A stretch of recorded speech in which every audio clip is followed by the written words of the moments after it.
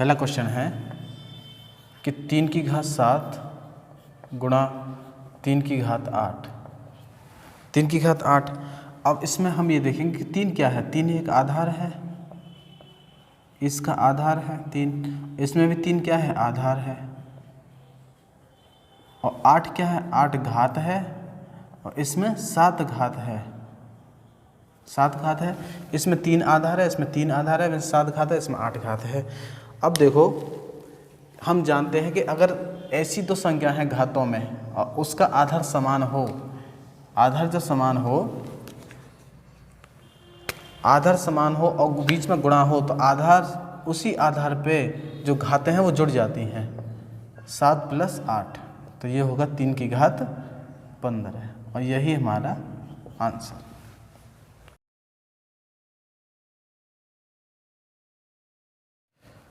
छः की घात 4 गुणा 6 की घात 2 भाग 6 की घात 5। अब ये देखो इसमें आधार 6 है, इसमें भी आधार 6 है, और इसमें भी आधार 6, तो आधार दोनों समान है, तो गुणा में घातें जुड़ जाती हैं। आधार समान होने पे, आधार समान होने पे गुणा में घातें जुड़ जाती हैं। तो 4 + 2 और भागित 5, 6 की घात 5। अब 6 की घात क्या है, 4 और 2 6, और बीच में भाग है 6 की घात 5। हमने बताया था कि आधार समान होने पे अगर बीच में गुणा हो तो घातें जुड़ जाती हैं, लेकिन यहाँ पे भाग है, आधार तो समान है लेकिन यहाँ बीच में भाग है, तो घातें क्या हो जाएगी, घट जाएंगी। तो 6 की घात 1 बराबर 6, और यही हमारा आंसर। ठीक है, घात 8, 5 की घात 9 गुणा 5 की घात 4 भागित 5 की घात 8। अब देखो सेम जैसे ये है, इसमें तीनों में 5 आधार है, आधार समान है। अब इस दोनों की गुणा है बीच में और आधार समान है, तो मैंने क्या कहा था कि गुणा में घातें जुड़ जाती हैं। 9 + 4 और भाग 5 की घात 8। ठीक है, अब ये क्या हो गया, आधार 5 है और घात 9 × 4 13, तो इसका मतलब 5 की घात 13 और भाग 5 की घात 8। अब आधार इसमें 5 है और आधार इसमें 5 है, दोनों का आधार समान है, दोनों का आधार समान है, और बीच में भाग है, तो भाग में घातें घट जाती हैं। तो 13 - 8 बराबर हो गया 5 की घात 5, और यही हमारा आंसर, 5 की घात 5। दोस्तों अभ्यास 2B का पहले का 4th क्वेश्चन है कि क्वेश्चन क्या कहता है कि 2 गुणा 5 की घात 2 + 5 गुणा 2 की घात 5। अब हम जानते हैं अगर आधार समान होता, ये आधार ये भी आधार है इसका, इस पर कोई घात नहीं तो क्या मानेंगे, 1 मान सकते हैं, और इस पर कोई घात नहीं तो क्या मान सकते हैं, 1।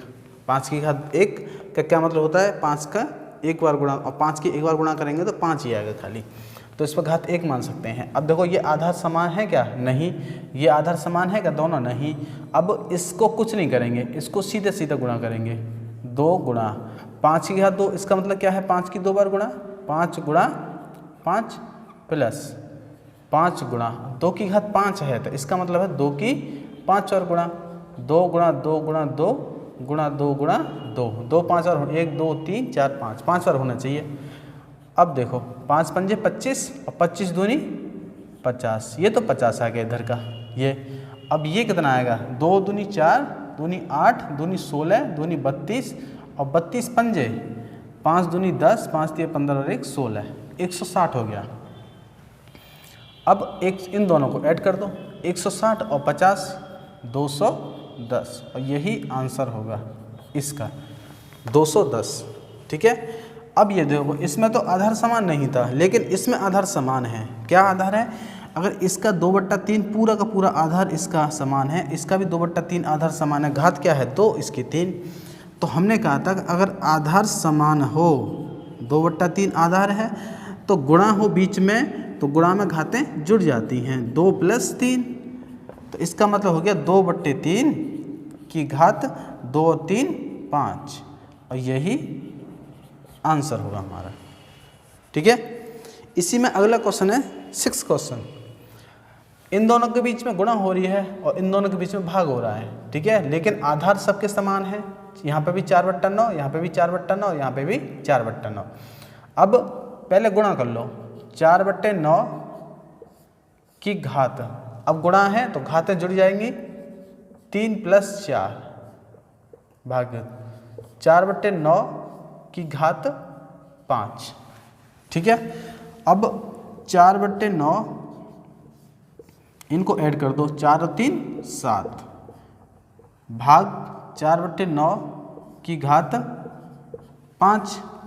अब देखो ये आधार क्या है 4/9 और ये आधार क्या है 4/9, मतलब इसका मतलब आधार समान है, तो आधार समान है और बीच में क्या है भाग, तो भाग में घातें घट जाती हैं, तो 7 - 5, इसका मतलब 4/9 की घात 2, और यही हमारा आंसर होगा, यही आंसर।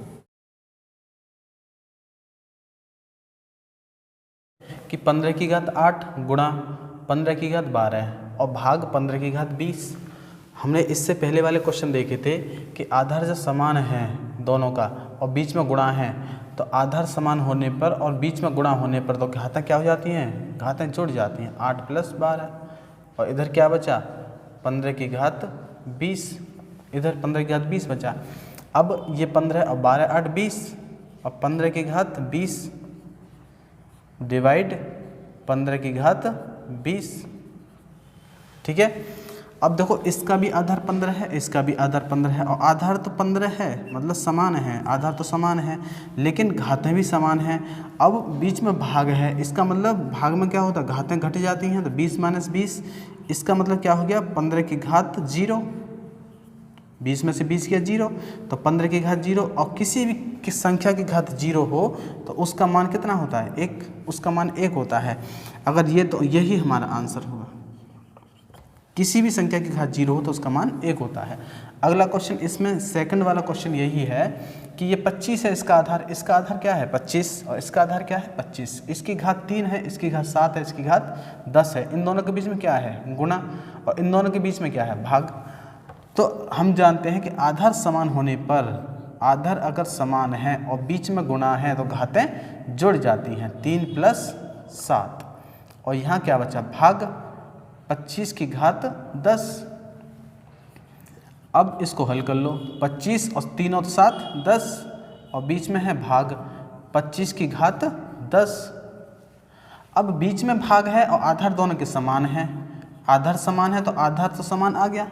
अब बीच में भाग है तो भाग में क्या कहते हैं गुणा, घातें घट जाती हैं, तो 25 की 10 में से 10 क्या 0, इसका मतलब 25 की घात 0 बराबर 1, किसी भी संख्या की, यही एक हमारा आंसर होगा। अब मैं कहूँ कि 3 की घात 0 हो इसका भी मान 1 आएगा, और 100 की घात 0 हो इसका भी मान 1 आएगा, और 15 की घात 0 है इसका भी मान 1 आएगा। क्यों? क्योंकि किसी संख्या की घात अगर 0 होती है तो उसका मान 1 होता है, किसी भी संख्या की घात 0 होती है तो उसका मान 1 होता है, ठीक है।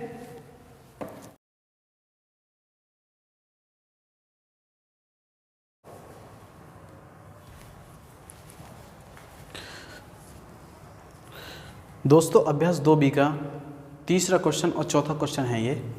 अभ्यास 2B के दूसरे का तीसरा और चौथा क्वेश्चन है ये देखो क्या कहता है कि 1/2 की घात 6 गुणा 1/2 की घात 3 और भाग 1/2 की घात 8। इससे पहले आधार अलग होने पर लेकिन ऐसे क्वेश्चन किए थे सेम। देखो इसका क्या है आधार 1/2, इसका क्या है 1/2 और इसका क्या है 1/2, मतलब आधार तीनों के समान है। पहले गुणा कर लो, 1/2 आधार है और बीच में गुणा है, तो हमने क्या बताया कि गुणा में घातें जुड़ जाती हैं, हमें पता है गुणा में घातें जुड़ जाती हैं, तो 6 और 3 9 हो गया। अब इधर क्या बचा 1/2 की घात 8, ठीक है। अब देखो 1/2 और गुणा 6 और 3 9 होगी, और भाग 1/2 की घात 8।